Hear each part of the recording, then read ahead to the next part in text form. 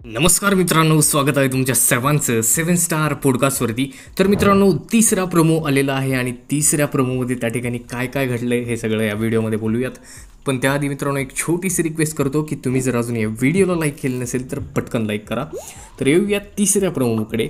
तर तिसरा प्रोमो नुकताच कलर्सने डायरेक्टली यावेळेस त्या ठिकाणी टाईम न घालवता रिलीज केलेला आहे। आणि तिसऱ्या प्रोमोमध्ये काय काय घडले तर मित्रांनो, किचन एरिया त्या ठिकाणी रिव्हील झालेला आहे तिसऱ्या प्रोमोमध्ये आणि किचन एरियाबद्दलच या ठिकाणी प्रोमो आपल्याला पाहायला मिळत आहे। तर किचन एरियाचं त्या ठिकाणी काय आहे नेमकं तर चला बोलूयात। तर नेहमीप्रमाणे त्या ठिकाणी लास्ट प्रोमोमध्ये आपल्याला दिसले होते निखिल रत्नपारखी, तर या प्रोमोमध्ये देखील ते आहेत आणि ते निखिल रत्नपारखी रितेश देशमुख यांना बोलतात की या किचनमध्ये त्या ठिकाणी एक किचनचा फोटो दाखवला जातो आणि बोलतात की या किचनमध्ये सदस्य जेवण बनवणार आणि गेम प्लॅनसुद्धा बनवणार।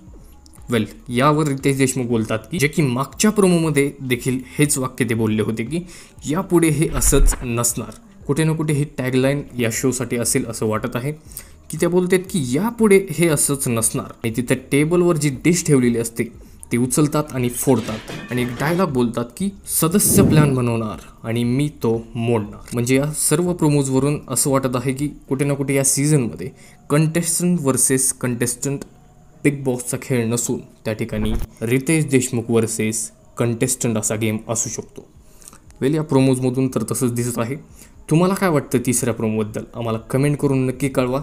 आणि हा गेम कंटेस्टंट वर्सेस कंटेस्टंट असेल की रितेश देशमुख वर्सेस कंटेस्टंट असेल हे देखील आम्हाला कमेंटमध्ये कळवा। आणि अशाच एक्सक्लुझिव्ह अपडेट्ससाठी फक्त सबस्क्राईब करा तुमच्या लाडक्या चॅनलला 7 स्टार पॉडकास्टला। मी भेटतो अशाच एक्सक्लुझिव्ह अपडेट्ससह। तोपर्यंत धन्यवाद।